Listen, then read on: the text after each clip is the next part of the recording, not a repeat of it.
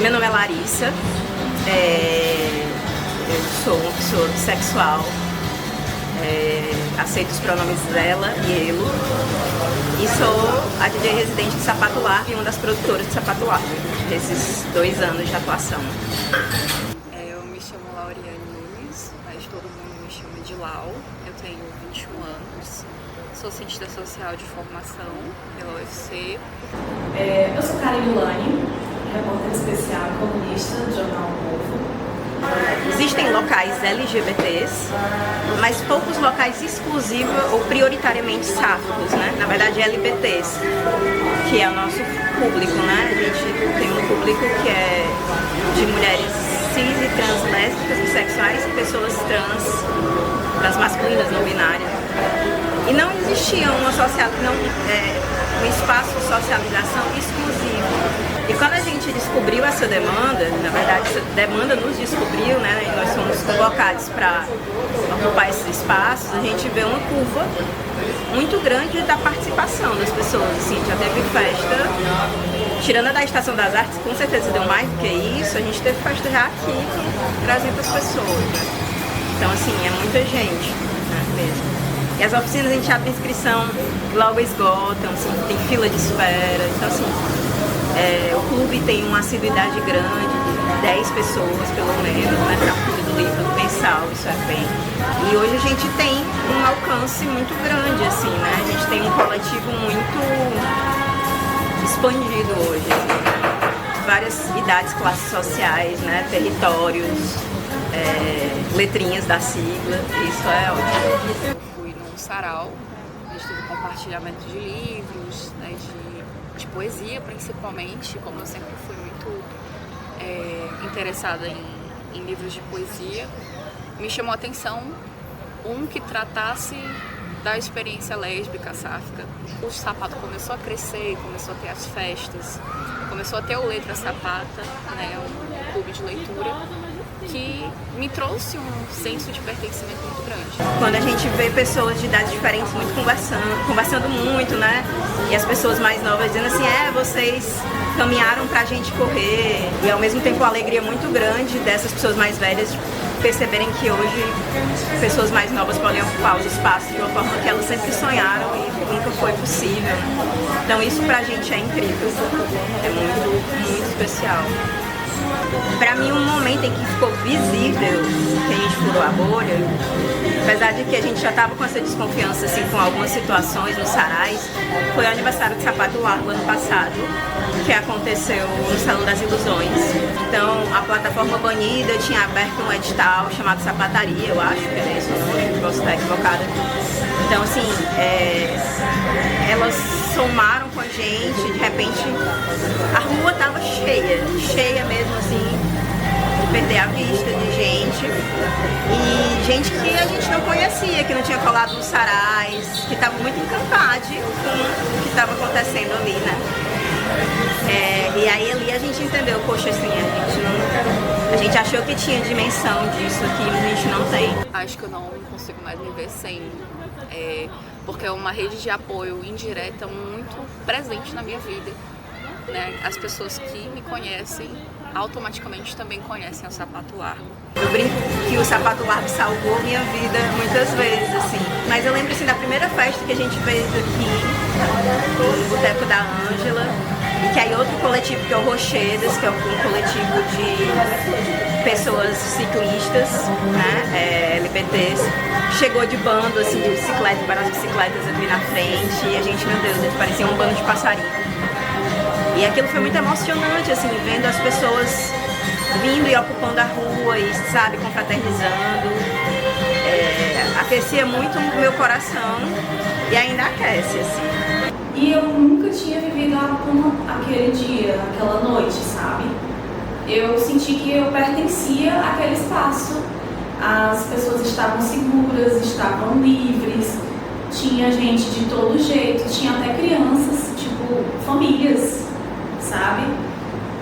E o espaço era pequeno, então você circulava e você via todo mundo, mulheres desfém, mulheres femininas, digamos assim, né? Mulheres altas, baixas, negras, brancas, de todas as formas que você imaginar. velhas, mais jovens, todas compartilhando esse mesmo gosto, sabe? Esse mesmo prazer. E de uma forma muito simples, sabe? Muito genuína, muito limpa, muito tranquila, que deu pra sentir. O fato do sapato ser largo, ou seja, ser um coletivo que não se foca só em mulheres lésbicas e mulheres bissexuais, sobretudo não se foca só em mulheres, foi a primeira barreira que a gente encontrou, inclusive em termos de políticas públicas, assim. Logo no início do coletivo, com a primeira publicação, assim, as pessoas que estavam à frente tentaram procurar a Secretaria de Diversidade e tal. Mas é isso, essa largueza, né? Essa falta de especificidade que as políticas exigem, foi uma barreira, assim, né? Conseguir definir o que a gente é, qual é a nossa frente de atuação, é complexo. É um lugar, faz festas, é um coletivo de escrita. Então, quando eu ouvi pela primeira vez a explicação do porquê se chamava sapato largo, porque não é só sobre ser sapatão, é também sobre você ser um corpo dissidente em Fortaleza, porque tem esse recorte regional, né? É muito especial, porque primeiro eu não sou fortalezense, então a minha experiência lá no meu estado, no Amapá, é completamente diferente da minha experiência aqui em Fortaleza. Lá no Amapá, falar sobre não binariedade ainda é um pouco difícil, por conta das políticas públicas não terem avançado, como por exemplo do nome retificado, política pública de retificação, não existe assim, dessa forma como acontece aqui em Fortaleza. Então, o fato de ser um sapato largo já me abraçou muito. Para mim é o topo do reconhecimento, porque eu não sou questionada sobre a minha performance de gênero, sobre como eu me nomeio ou como eu escolho nomear os meus afetos, as minhas relações afetivas, né? Então é um local de extremo pertencimento, de extremo cuidado, que é uma coisa que em termos sociológicos a gente acaba tendo uma defasagem quando a gente se assume LGBT. A mídia, a imprensa, costuma retratar a comunidade LGBT, ou costumou durante muito tempo, dentro de perspectivas negativas, principalmente relacionando a questões de saúde, questões de violência. Então, no momento em que você dá luz, assim, visibiliza um movimento de cultura, de afeto, de lazer envolvendo essa comunidade, isso é muito bonito e isso é papel do jornalismo também. Pessoas que não sabem que aquilo acontece passam a saber que aquilo está acontecendo. Pessoas que querem fazer parte desse movimento passam a saber que ele existe e têm interesse em chegar perto, em chegar junto, né? Também faz parte do nosso trabalho mostrar que essa comunidade, ela existe para além do mês do orgulho LGBT, ela existe para além das paradas pela diversidade, existe para além das reivindicações políticas, das manifestações. A gente existe dentro das nossas rotinas, dentro das nossas famílias, dentro dos nossos trabalhos. Nós estamos existindo. E a Gabi falou, tu devia fazer uma coluna sobre isso. Ela fez a provocação, né? E a gente ficou pensando em que outros lugares da mídia a gente vai ver esse tipo de manifestação sendo retratada. Se não for a gente que levar, que sugerir, que pautar. Eu peguei a provocação dela pra mim, fiz a coluna. Eu lembro que na época eu nem tava podendo meter uma demanda no meio, porque eu tava na correria, mas eu fiz questão de fazer, porque o rolê mexeu comigo, sabe? Eu fiquei assim, impactada. As músicas, sabe? Só tocava músicas de mulheres e tudo mexeu comigo. Então eu quis criar algo meio que pra devolver o que eu senti pro mundo. E veio em forma de texto e de vídeo. Infelizmente, a gente não tem tido experiências muito felizes com a mídia tradicional de Fortaleza. Cheguei a ter que falar com a editora de um jornal daqui mais de uma vez, porque eles divulgavam nossas festas no Instagram, sem dizer o nome do coletivo, sem destacar que era uma festa LGBT. Assim, as informações principais, né? O lead da coisa não estava ali, sabe? E aí a nossa comunidade nos comentários, gente, pelo amor de Deus, tá faltando o básico, é uma festa de sapato largo, é uma festa de pessoas LGBT, vai tocar música de sapatão, né? E em outro momento, assim, rolou um texto massa, assim, de uma pessoa que teve uma festa da gente, e aí essa experiência foi boa. Mas assim, os jornais já disseram que mais de uma vez que vão procurar a gente, que querem fazer uma reportagem, a gente sabe que isso vai acontecer em agosto, no mês da visibilidade, sabe? Ou em junho. Ao longo do ano, eu não acho assim, então assim, ainda está longe de ser o ideal. Assim. A gente não conseguiu ainda alcançar o básico, sabe? Com a mídia formal, padrão do Ceará. Olha, eu acho que é um caminho bem difícil que a gente tem a percorrer, mas a gente vem avançando. Se a gente não tiver realmente a inquietação de sair do conforto e buscar olhar para essas pessoas, eu acho que ninguém vai fazer isso. Dificilmente. Então eu acho que precisa haver essa provocação, como a Gabi fez comigo, e precisa haver essa inquietação de a gente precisa trazer, a gente precisa pautar de uma forma que não seja reforçando estigmas, em um contexto que não seja negativo. Mostrar a família que existe, sabe? Uma família sáfica. Nosso alcance não se dá com qualquer colaboração hoje em dia da mídia. Nosso alcance é todo pela nossa comunidade. E é isso, assim, um Instagram que se constituiu hoje tem mais de 5 mil seguidores, de forma completamente orgânica, a gente nunca impulsionou uma publicação, a gente nunca patrocinou nada. É simplesmente a necessidade das pessoas sociabilizarem que trouxe todas elas, né, para o nosso Instagram e elas marcando, as pessoas encaminhando os posts para que as nossas festas, nossas oficinas, nossos eventos tenham alcance. Se eu não consigo pelos meios tradicionais, eu vou criar outras formas de chegar. Se eu não consigo alguma coisa de um método, eu mudo o método e tento de outra forma, até alcançar o meu objetivo. Se o meu objetivo é fortalecer uma comunidade, como elas têm feito, de trazer uma coisa que estava ali isolada, dispersa, e unir, transformar, e congregar numa comunidade, eu vou achar caminhos. E aí é uma forma de fazer comunicação também, né?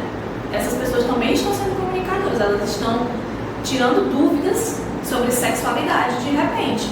Elas estão conversando sobre saúde mental. Elas estão organizando um clube do livro, sabe? E trazendo mais visibilidade para que isso se fortaleça cada vez mais enquanto comunidade, enquanto coletivo, né? Porque a gente, tendo essa união, a gente consegue ir avançando e abrindo novos caminhos. Então, se elas não conseguiram da forma tradicional, elas estão abrindo esse caminho com alternativas que elas mesmas encontraram.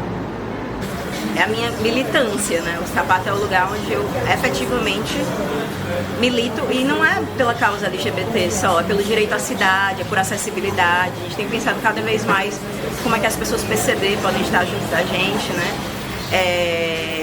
Enfim, então assim, perceber que esse coletivo articula várias dimensões, né? A questão da redução de danos, que são importantes para mim, né?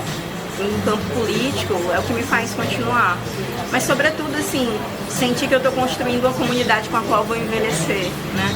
A gente é muito centrado na ideia de que envelhecer é constituir família, escolher alguém e envelhecer do lado daqueles laços sanguíneos ou civis, né?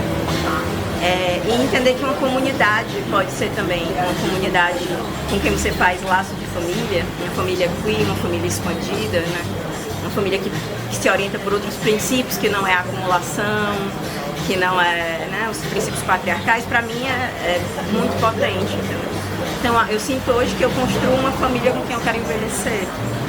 Porque eu as considero um tipo de família que eu não tive quando eu precisava, quando eu era pré-adolescente, adolescente, tentando compreender o meu lugar no mundo, mesmo que esse lugar não exista definitivamente, né? Então acho que a minha relação com o sapato é uma relação de fraternidade. Quando eu preciso de alguma coisa, eu vou lá perguntar. Olha, eu diria que coisas mágicas acontecem quando a gente se junta. Não existe saída que não seja pela coletividade.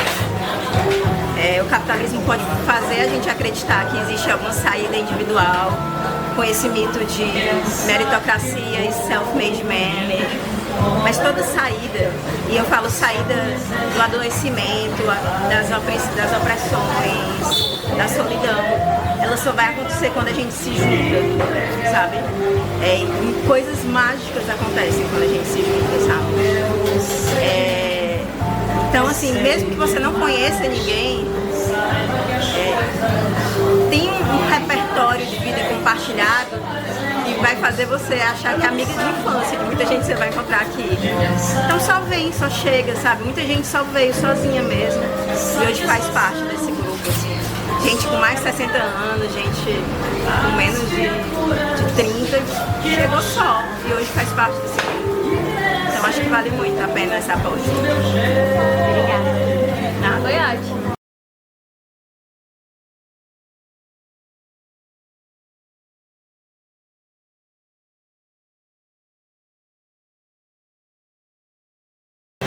Todos os eventos, todos os encontros. Entender que o sapato tá para além da gente. O sapato é um legado para a cidade de Fortaleza, assim. A gente sabe que hoje a gente está à frente do sapato, mas a gente sabe que o sapato não é nosso, né? O sapato é de todo mundo que cola junto e constrói esse coletivo.